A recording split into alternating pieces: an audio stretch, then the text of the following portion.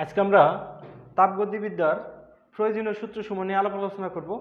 অর্থাৎ এই চ্যাপ্টারে আমাদের পরীক্ষার সময় বা অ্যাডমিশনের সময় কী কী সূত্র প্রয়োজন হয় সবগুলো নিয়ে আলোচনা করা হবে। তো আশা করি তোমরা সবাই ফার্স্ট ক্লাস দেখবা, কারণ ফার্স্ট ক্লাস যদি একবার তুমি ভালো করে দেখো তাহলে আশা করি আমি যে তোমার তাপগতিবিদ্যা সম্পর্কে যে কোনো কোশ্চেন সলিউশন করার সময় যত সূত্র প্রয়োজন আজকে আমরা সবগুলো পেয়ে যাব। তো সুপ্রিয় শিক্ষার্থীবৃন্দ, আমাদের আজকের যে মেন টপিকস সেটা হচ্ছে তাপগতিবিদ্যার প্রথম সূত্র। তাহলে আমরা প্রথমে লিখব তাপগতিবিদ্যার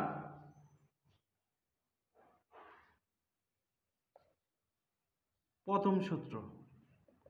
তাপগতিবিদ্যার প্রথম সূত্রের ভিতর কি বলা হয়েছে যে যদি কাজকে সম্পূর্ণরূপে তাপে অথবা তাপকে সম্পূর্ণরূপে কাজে রূপান্তরিত করা যায়, কাজ আর তাপ পরস্পরের সমানুপাতিক, সেই ক্ষেত্রে আমরা লিখতে পারি ডব্লিউ প্রপোর্শনাল কত এইচ। কাজ এবং তাপ পরস্পরের সমানুপাতিক। সমানুপাতিক চিহ্নটা যদি আমরা উঠিয়ে দেই তাহলে ডব্লিউ ইকুয়াল কত থাকে আমাদের জে এইচ। আমাদের এখানে থেকে তোমার খেয়াল রাখা লাগবে, এটা হলো কাজের পরিমাণ, এটা হলো তাপের যান্ত্রিক তুলাঙ্ক বা সমতা, এটা হলো উৎপন্ন তাপ। সুপ্রিয় শিক্ষার্থীবৃন্দ, এটার একক হলো জুল, এটার একক ক্যালোরি, আর এটার একক জুল পার ক্যালোরি। এটাকে আবার আমরা এটা এভাবে লিখতে পারি হাফ এম বি স্কোয়ার। আবার এটাকে এভাবে লিখতে পারি এম জি এইচ, অথবা আমরা লিখতে পারি m g s del theta. তাহলে দেখো এখানে থেকে আমরা আসলে কতগুলো ইকুয়েশন দাঁড় করাতে পারি। আমি এই সবগুলো ইকুয়েশনের ব্যাখ্যা এখন বলার চেষ্টা করব। তো আমরা তাপগতিবিদ্যার প্রথম সূত্র অনুসারে জানি যে কাজকে যদি সম্পূর্ণরূপে তাপকে যদি সম্পূর্ণরূপে কাজে রূপান্তরিত করা যায়, কাজ আর তাপ পরস্পরের সমানুপাতিক। সেই ইকুয়েশনের ভিতরে আমরা এটা লিখতে পারি। সেটা থেকে আবার আমরা লিখতে পারি ডব্লিউ ইকুয়াল কত জে এইচ, যেটা কি একটা সমানুপাতিক ধ্রুবক। তার নামটা আমরা কিছুদিন আগেই জানছি, তাপের যান্ত্রিক তুলাঙ্ক। তাহলে দেখো যে তারপরে যে ইকুয়েশনগুলো লিখছি সেই ইকুয়েশনগুলো আমি এখন একটু ব্যাখ্যা করব। ধরে নাও এখানে লেখা আছে কি হাফ এম বি স্কোয়ার, অর্থাৎ তুমি কোনো একটা বস্তুর উপর যে পরিমাণ কাজ করছো সেই বস্তুটার উপর টোটালটাই গতিশক্তি হিসেবে জমা থাকবে। কেমন?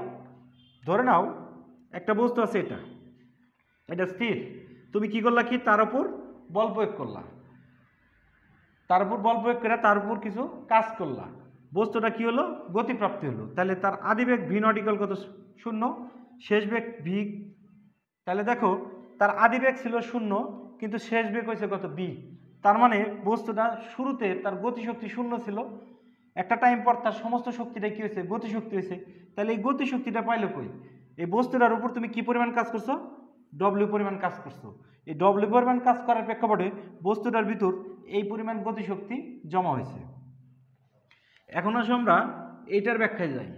এমজিএইচ, কোনো একটা বস্তু ভূমিতে আছে, বস্তুটার ভর হলো আমার এম, বস্তুটাকে তুমি এখানে আনছো, অর্থাৎ এই জায়গায় উঠাইছো, তার উচ্চতা কত এইচ। তাহলে দেখো বস্তুটা ভূমিতে ছিল, বস্তুটাকে ভূমি থেকে তুমি এই জায়গায় আনছো, এই জায়গায় আনার প্রেক্ষাপটে তুমি কাজ করছো, ওই কাজের সমপরিমাণ বস্তুটার ভিতর কি আছে, বিভব শক্তি জমা আছে। সেই কারণে আমরা বলি ডব্লিউ ইকুয়াল কত এমজি এইচ। পরবর্তী টপিকটা আমরা যাই, সে টপিকটা কি সেটা আমরা দেখি। এখানে আছে আমাদের এম এস ডেল থিটা, অর্থাৎ কোনো একটা বস্তুর উপর তুমি কাজ করছো কি পরিমাণ, ডব্লিউ পরিমাণ। এর প্রেক্ষাপটে বস্তুর কিছু তাপমাত্রা পরিবর্তন করছে, আর আমরা জানি তাপমাত্রা যদি পরিবর্তন ঘটে তাহলে সেক্ষেত্রে কি হয়, এম এস ডেল থিটা। তাহলে তাপগতিবিদ্যার প্রথম সূত্র অনুসারে যে ইকুয়েশনটা আমরা লিখছি আশা করি তোমরা সবাই বুঝতে পারছো। এখন আসো এই তাপগতিবিদ্যার প্রথম সূত্রে আর একটা সূত্র জানি আমরা, সেটা কি, dq equal du plus dw। সুপ্রিয় শিক্ষার্থীবৃন্দ, তাপগতিবিদ্যার আর একটা সূত্র আমরা জানি যে কোনো একটা সিস্টেমে আমরা dq পরিমাণ তাপ শক্তি সরবরাহ করলাম, সেই তাপ শক্তির কিছু অংশ অভ্যন্তরীণ শক্তি বৃদ্ধিতে ব্যয়িত হবে, বাকি অংশ সিস্টেম কাজ সম্পাদন করবে। তাহলে আমরা টোটাল যে তাপ দিছি তার কিছু অংশ হচ্ছে অভ্যন্তরীণ শক্তি বৃদ্ধিতে, আর কিছু অংশ কাজ সম্পাদন করছে। এটা হলো আমাদের তাপগতিবিদ্যার প্রথম সূত্রের আর একটা রূপ। তো এই ইকুয়েশনের ভিতরে আমাদের কিছু কনফিউশন আসে, আসো আমরা কনফিউশনটা একটু দূর করার চেষ্টা করি। তো আমরা এখানে একটা পিস্টনযুক্ত সিলিন্ডার নিলাম,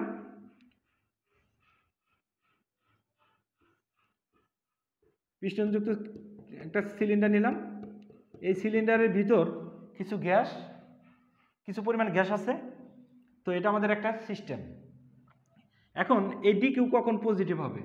এই সিস্টেমে, অর্থাৎ এই সিস্টেমে তুমি বাইরে থেকে কিছু তাপ দিলা, তাহলে ডি কিউ পজিটিভ। কথাটা কিন্তু খেয়াল রাখতে হবে, এটা একটা সিস্টেম, আর এই আশেপাশের অঞ্চলটাকে আমরা কি বলি? পরিবেশ। এটাকে পরিবেশ বলতেছে, আর এতটুকু কি বলতেছে আমরা? সিস্টেম। এখন বাইরে থেকে তুমি এখানে কিছু তাপ দিলা, তাহলে ডি কিউ পজিটিভ। এখন তাহলে ডি কিউ আমাদের কি হলো? পজিটিভ। কোনো কারণে এখানে থেকে তাপ যদি বাইরে চলে যায়, এখান থেকে তাপ যদি বাইরে চলে যায়, তাহলে ডি কিউ নেগেটিভ। এবার আসলে এই ক্ষেত্রে যাই আমরা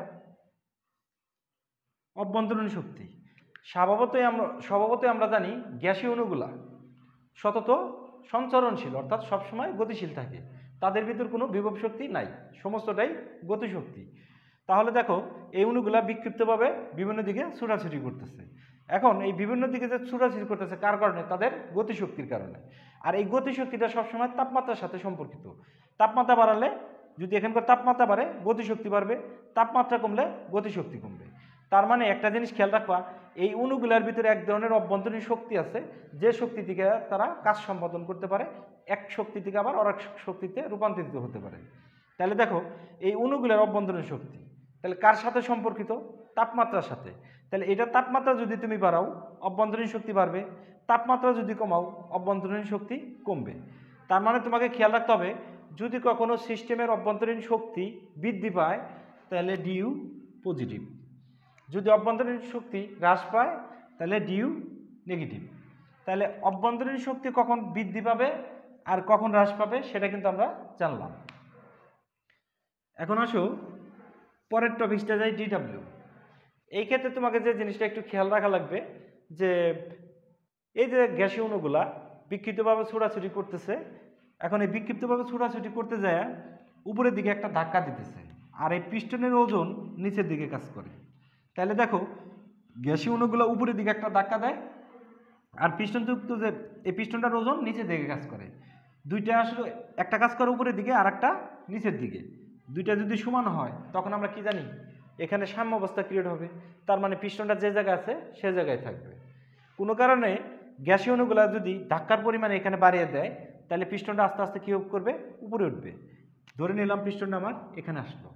তার মানে দেখো যে এই গ্যাসীয় অণুগুলার ধাক্কা বেশি দেওয়ার কারণে পিস্টনটা আর সাম্য অবস্থায় থাকলো না, তার সাম্য অবস্থা পরিবর্তন করে উপরে গেছে। তাহলে সেই ক্ষেত্রে গ্যাসীয় অণুগুলা পরিবেশের উপর কাজ সম্পাদন করছে। কথাটা খেয়াল রাখতে হবে যে পিস্টনটা যখন উপরের দিকে যাবে, এই গ্যাসীয় অণুগুলো আসলে পিস্টনটাকে উপরের দিকে নিতে কাজ করতেছে। তাহলে সিস্টেম পরিবেশের উপর কাজ সম্পাদন করলো। পরিবেশ কোনটা? এই সিস্টেমের বাইরের অংশটাকে আমরা কি বলি? পরিবেশ। সিস্টেম পরিবেশের উপর কাজ সম্পাদন করলো, তার মানে ডিডব্লিউ পজিটিভ। এখন কোনো কারণে যদি এই যে সাম্য অবস্থায় ছিল, যে এই পিস্টনের ওজন নিচের দিকে যে পরিমাণ ছিল আর গ্যাসীয় অণুগুলো ধাক্কার পরিমাণ উপরের দিকে যেটা ছিল, সেটা কি সাম্য অবস্থা? এখন গ্যাসীয় অণুগুলো উপরের দিকে যে ধাক্কা দিছে সেটা যদি কমে যায়, তাহলে পিস্টনটা কি করবে? নিচের দিকে নেমে আসবে। তার মানে কি? গ্যাসীয় অণুগুলো কিছুটা সংকুচিত হলো। গ্যাসীয় অণুগুলো সংকুচিত হওয়া মানে কি? পিস্টনটা নিচে নেমে আসছে। তার মানে আমরা বলতে পারি পরিবেশ সিস্টেমের উপর কাজ সম্পাদন করছে। পরিবেশ সিস্টেমের উপর কাজ সম্পাদন করছে, সেক্ষেত্রে ডিডব্লিউ নেগেটিভ। তো সুপ্রিয় শিক্ষার্থীবৃন্দ, আমাদের এই তাপগতিবিদ্যা চ্যাপ্টারে এই টপিকটি আমাদের অনেক ইম্পর্টেন্ট, আমাদের ম্যাক্সিমাম ক্ষেত্রে কনফিউশনে ভোগায়। আশা করি তোমরা সবাই বুঝতে পারছো।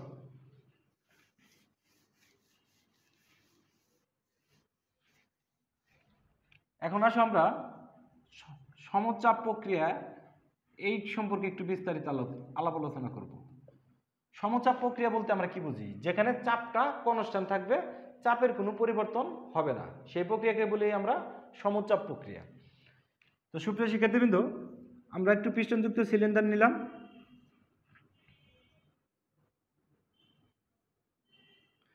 এই কন্ডিশনে তুমি ধরে নাও এখানে কিছু গ্যাসীয় অণু আছে, গ্যাসীয় অণুগুলা পিস্টনটার উপরের দিকে একটা চাপ দিতেছে, আর এই পিস্টনটা নিচের দিকে তার ওজন কাজ করতেছে। আর আমরা জানি দুইটা যখন সমান হবে তখন এটা সাম্য অবস্থায় আছে, অর্থাৎ এই গ্যাসীয় অণুগুলা পিস্টনের উপর যে চাপ দিতেছে সেটাকে ধরে নিলাম আমি 20। এখন বাইরে থেকে আমি কিছু তাপ সরবরাহ করলাম, ধরে নাও 10 জুল পরিমাণ তাপ শক্তি আমি এখানে সরবরাহ করলাম। তাহলে যখন আমি 10 জুল পরিমাণ তাপ শক্তি সরবরাহ করুম, এখানে কি হবে, এই অণুগুলার কি গতিশক্তি বেড়ে যাবে, মানে কি অভ্যন্তরীণ শক্তি বেড়ে যাবে, অভ্যন্তরীণ শক্তি বেড়ে যাওয়া, তাপমাত্রা বেড়ে যাওয়া, তাপমাত্রা বেড়ে যাওয়া বলতে কি গতিশক্তি বেড়ে যাওয়া, আর গতিশক্তি যদি বেড়ে যায় আগে যে ধাক্কাটা দিত তার চেয়ে ধাক্কাটা কি বেশি হবে না? কিন্তু আমার কন্ডিশনটা কি, চাপের পরিমাণ কন্টিনিউ, অর্থাৎ সমচাপ থাকবে, চাপের কোনো পরিবর্তন হবে না। তাহলে দেখো আমি চাপের পরিমাণ ধরছি কত, 20। এখন এই 20 রাখতে হলে তাকে কি ব্যবস্থা করতে হবে, আয়তনটাকে কিছু বাড়াতে হবে। তার মানে পিস্টনটা আমার এখানে আসলো।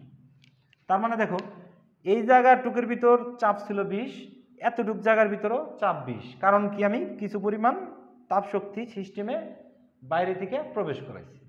তার মানে সে তার চাপটাকে কন্টিনিউ করতে যায় আয়তনটাকে বাড়িয়ে নিছে।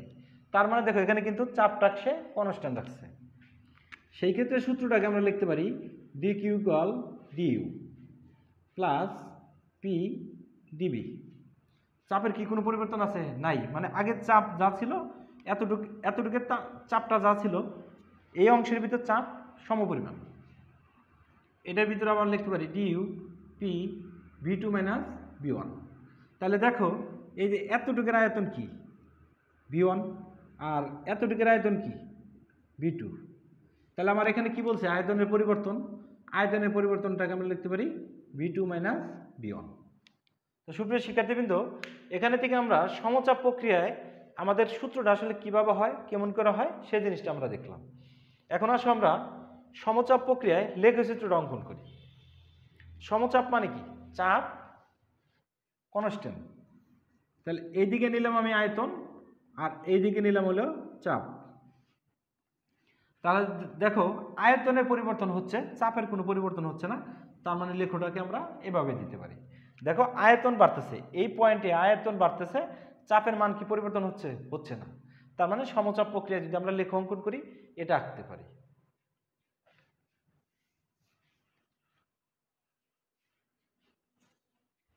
এখন আমরা সম আয়তন প্রক্রিয়া দেখব।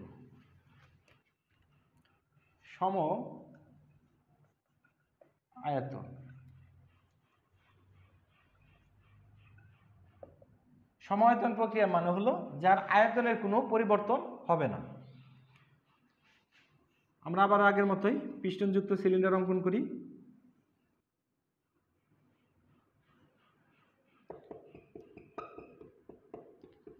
তাহলে এই ক্ষেত্রে একটা জিনিস দেখো তুমি, যে আয়তনের কোনো পরিবর্তন হবে না, এখানে যতটুকু আয়তন আছে সেই আয়তনই থাকতে হবে।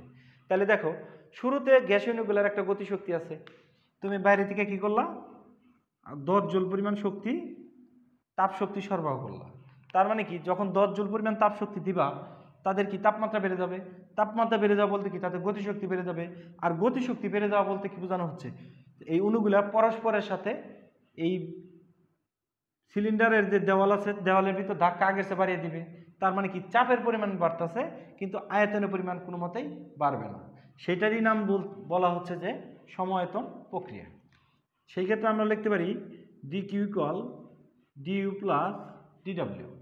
তো সুপ্রিয় শিক্ষার্থীবৃন্দ, আমরা তাপগতিবিদ্যার প্রথম সূত্রটা লিখলাম, পরবর্তীতে আবার আমরা লিখতে পারি ডিইউ পিডিবি, এটাকে আমরা লিখতে পারি।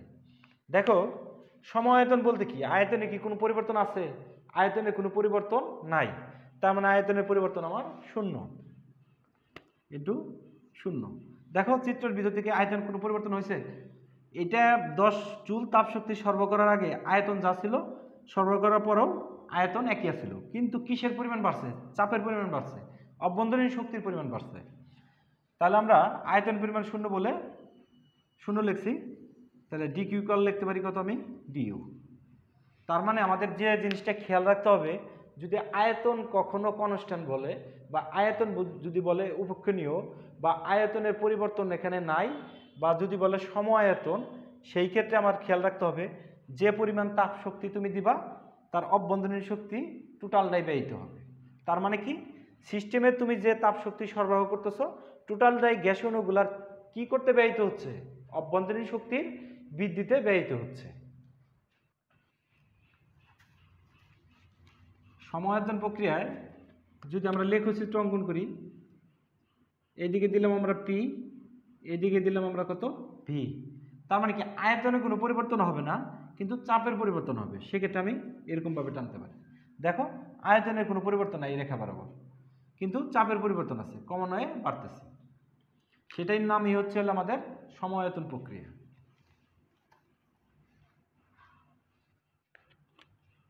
এবার আসো সমষ্ণ প্রক্রিয়া।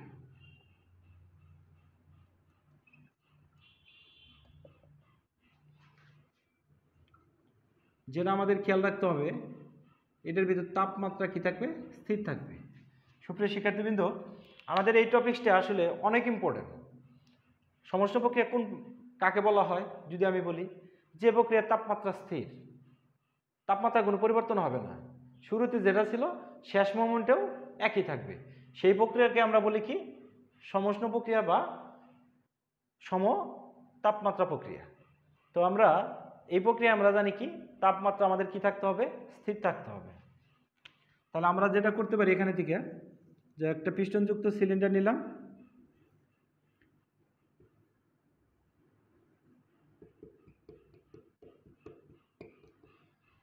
তো আমরা স্বভাবতই জানি যে এই বোল্ট হরফে যেগুলো, সেগুলো অন্তরক পদার্থে তৈরি, আর যেখানে আমরা একটা দাগ দিই সেটা হলো পরিবাহী দ্বারা তৈরি। তো সমষ্ণ প্রক্রিয়ার আর একটা নাম হচ্ছে হলো ধীর প্রক্রিয়া।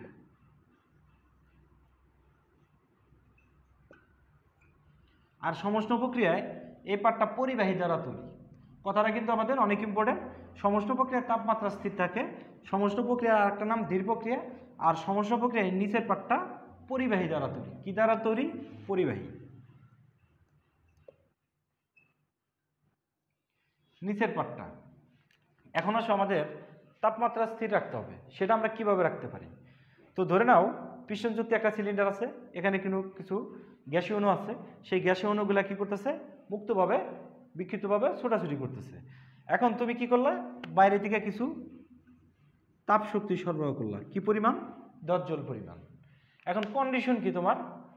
তাপমাত্রা স্থির থাকতে হবে। তার মানে দেখো 10 জুল পরিমাণ যদি তুমি হঠাৎ করে সাপ্লাই দাও, হঠাৎ করে সাপ্লাই দিলে কি হবে? খুব দ্রুত গতিতে অণুগুলার অভ্যন্তরীণ শক্তি বৃদ্ধি করবে। অভ্যন্তরীণ শক্তি বৃদ্ধি বলতে কি? তার তাপমাত্রা বৃদ্ধি। আর তাপমাত্রা বৃদ্ধি বলে তার গতিশক্তি বৃদ্ধি। আর গতিশক্তি যদি হঠাৎ করে বৃদ্ধি পায়, এই পিস্টনের উপর বেশি পরিমাণ হঠাৎ করে চাপ দিবে, পিস্টনটা খুব দ্রুত গতিতে উপরে উঠে যাবে। সেক্ষেত্রে আমাদের তাপমাত্রাটাকে স্থির রাখা সম্ভব না। তাহলে আমরা 10 জুল কীভাবে দিতে পারি? খুব আস্তে আস্তে 10 জুল পরিমাণ তাপশক্তি আমরা সরবরাহ যদি করি, তাহলে এখানকার টেম্পারেচার ধরে নিলাম কত ডিগ্রি সেলসিয়াস? 25 degree Celsius. আয়তন কতটুকু ছিল? এতটুকু। এখন আমি এই 10 জুলকে আস্তে আস্তে এখানে সাপ্লাই দিলাম, তাহলে কি হবে?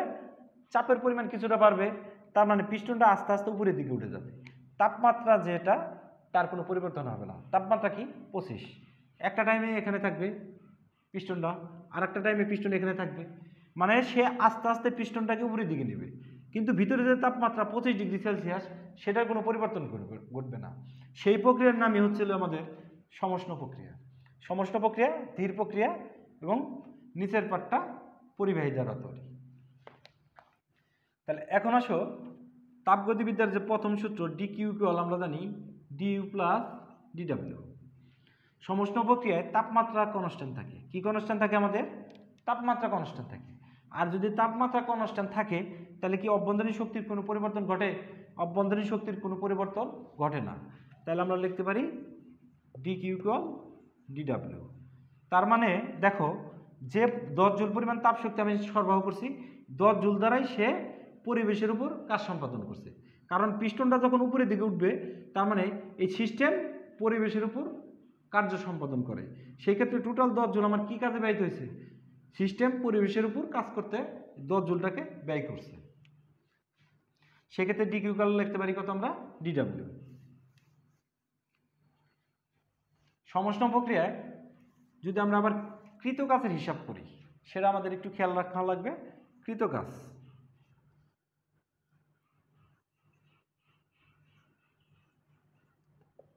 কৃতকাজ আমরা লিখতে পারি ডব্লিউ equal n r t ln V2 by V1।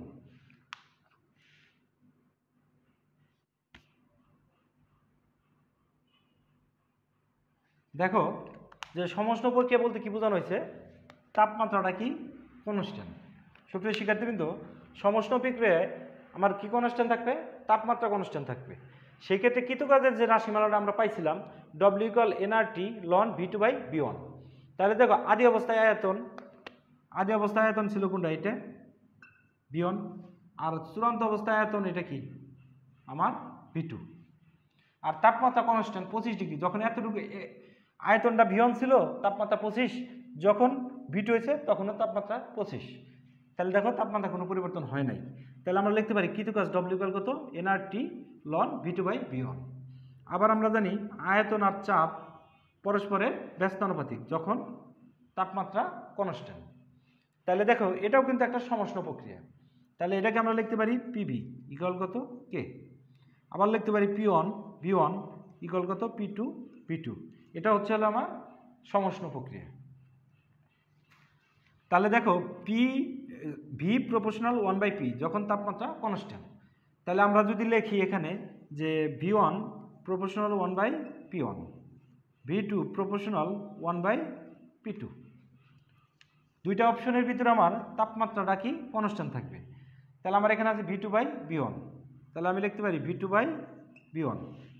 তাহলে দেখো আমার V2/V1, তাহলে উপরে যাবে P1, নিচে আসবে কত? P2। ক্যালকুলেশন করলে আমরা এটাই পাবো। তাহলে এখানে কি আছে? V2/V1। তাহলে V2/V1 পাইলাম আমি P1/P2। তাহলে আমি লিখতে পারি nRT ln P1/P2। এই আমাদের ইকুয়েশনটা খেয়াল রাখতে হবে। এখানে থেকে n কি জানি আমরা? মোল সংখ্যা। nটার নাম হচ্ছে আমাদের মোল সংখ্যা। এখন এই মোল সংখ্যা বের করার আমাদের কিছু প্রসিডিউর আমরা একটু এখনই শেখার চেষ্টা করি। nটা হচ্ছে আমার মোল সংখ্যা, আর হচ্ছে কি মোলার গ্যাস দ্রবক।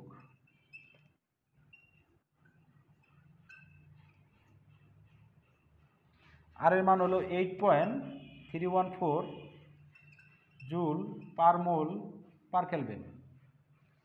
আর টি হলো তাপমাত্রা। আর সমষ্ণ প্রক্রিয়ায় তাপমাত্রা কি কোনো পরিবর্তন হয়?